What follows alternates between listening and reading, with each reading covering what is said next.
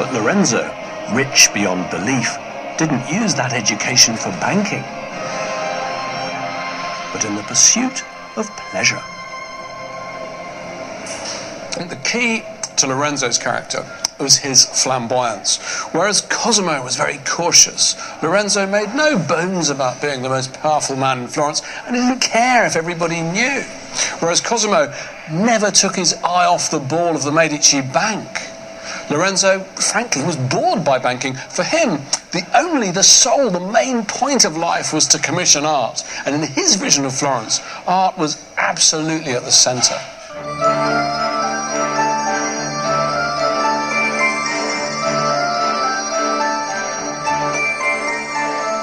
Lorenzo's great dream was to revive the beauty and myths of the ancient classical past. And he took practical steps to create a generation of artists capable of making his fantasy real.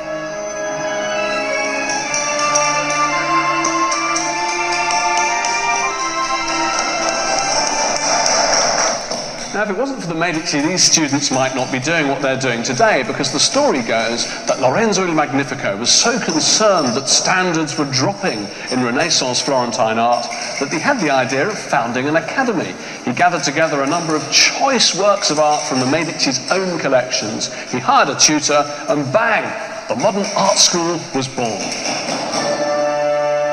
Lorenzo set up this academy in his own garden, where students would copy from his collection of classical sculptures. And Lorenzo's devotion to pagan rather than religious art moulded the minds of his students. One of them was the young Michelangelo. Lorenzo nurtured his genius when he was just 15 years of age. Now, if you want visual evidence of the huge impact that Lorenzo the Magnificent had on the young Michelangelo, it's to be found in this room, because here we've got the only two sculptures that he's known to have created while studying in Lorenzo's sculpture garden. Here we've got this beautiful low-relief sculpture, a classical technique. It's the Madonna of the Stairs, and he was taught this technique by the sculpture instructor that Lorenzo had installed in the garden. Beautiful piece, but it's still within the religious language. If you want to see how Michelangelo's imagination was really opened up by the influence of Lorenzo, it's here in this great sculpture called The Battle of the Centaurs, which is one of the most precious things in the Michelangelo house, although they've actually allowed me to open the Perspex case so we can see the sculpture in its full glory. Isn't that fantastic?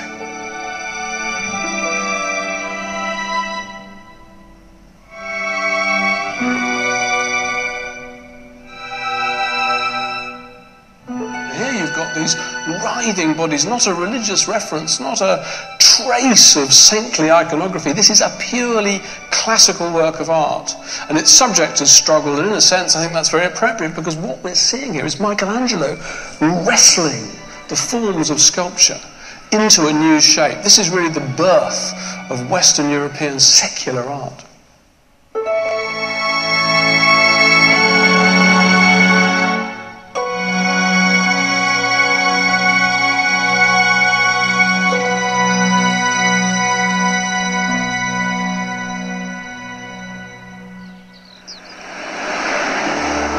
Lorenzo was to make his most ambitious attempt to embrace the joys of antiquity, not in cramped Florence, but in the Tuscan countryside. It wasn't enough for Lorenzo to promote classical styles of art. He was fascinated by the whole ancient Roman and Greek way of life. And as a result, he was to commission a truly revolutionary piece of architecture.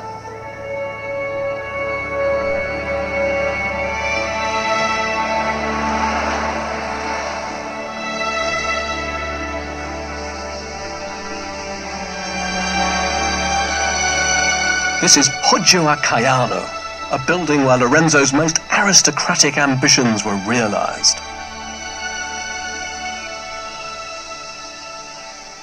Raised up on a classical arcade with this grand entrance plainly modelled on the portico of an ancient temple. This is a building that looks straight back to the splendour of ancient architecture.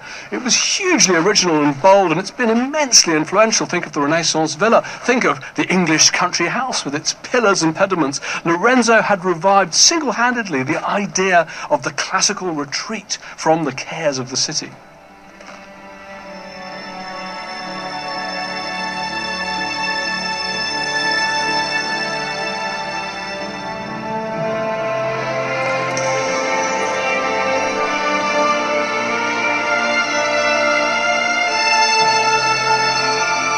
At the heart of the villa is the Great Hall, a room that transports you back in time, bringing to life the myths of the ancient world in full and vivid colour.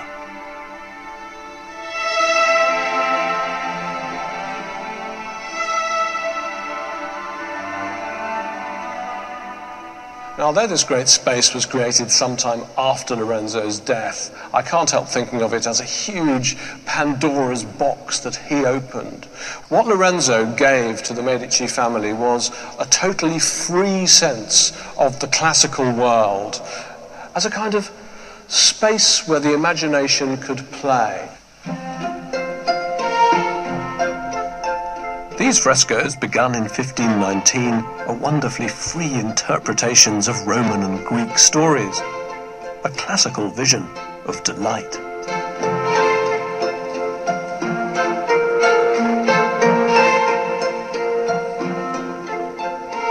On the far wall, my favourite fresco in the whole room, created by Pontormo, is the pictorial expression absolutely of an idea that Lorenzo brought into Medici taste, this idea of the countryside as a free space for retreat and for indulgence in pleasure.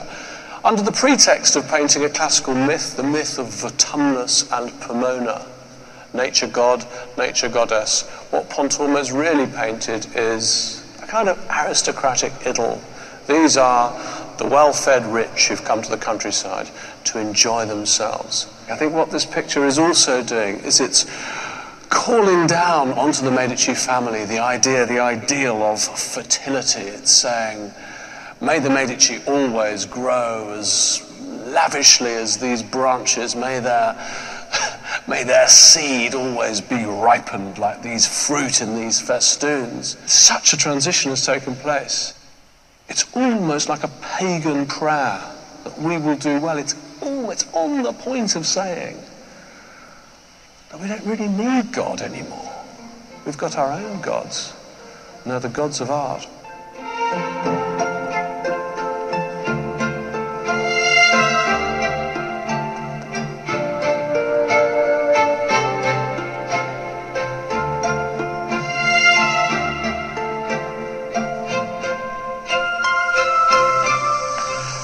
Caiano is much more than just a pleasure palace. I think it's a wonderfully eloquent statement of Lorenzo's ambition to be much more than just a merchant.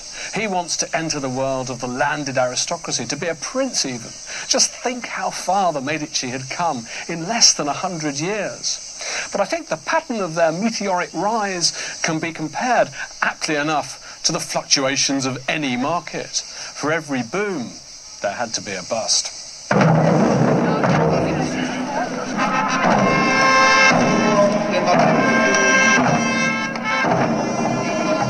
Lorenzo had wanted to revive ancient Rome, but this was still Christian Florence. He died in 1492, and with his death, the spectres of heaven and hell returned with a vengeance. The backlash arrived in the shape of a fanatical monk called Girolamo Savonarola.